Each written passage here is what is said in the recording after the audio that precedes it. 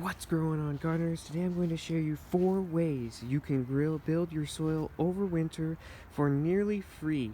The first 2 I really haven't done, and that is growing fall or winter crops and growing cover crops. First, fall or winter crops grow things like carrots, kale, radishes, other cold hardy, sensitive to heat crops, but they can handle things like frost, freezes. If you live anything in like a zone 6 or 5 with a hoop structure, you can grow these crops. If you're in zone 7 through 11 without a hoop structure, you can grow these in the open air most of the time for most of the winter.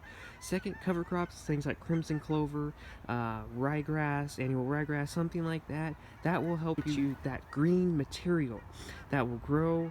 Then the hard freezes will come and kind of stall it out, and then in the early spring it'll start growing again, and then that's when you mow it off at the soil surface, and then you'll have all that green material. The third thing is what I personally do and love to do every year: add soil conditioner.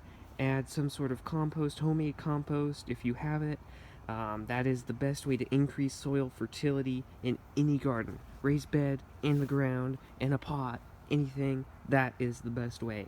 And the fourth, and arguably perhaps the most important point out of all 3 of these, is to mulch. There's nothing like adding mulch to your raised beds or any of your flower pots or garden, anything.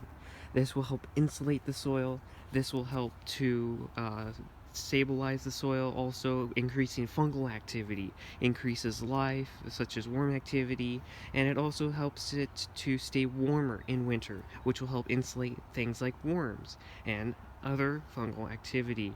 So that's just some quick tips. Also, a tip 4.5 that is also important in my opinion is covering. Covering like a tarp, anything that you have in your garden, like these pots here, anything to keep your mulch locked in.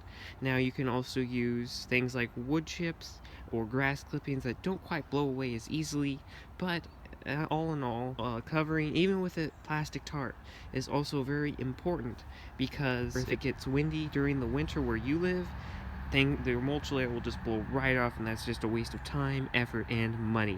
So I hope you liked this video, got something out of it, and if you want to see me grow seeds, also more raised bed gardening tips and tricks, I encourage you to like and subscribe to see more videos like this, and check out this video here.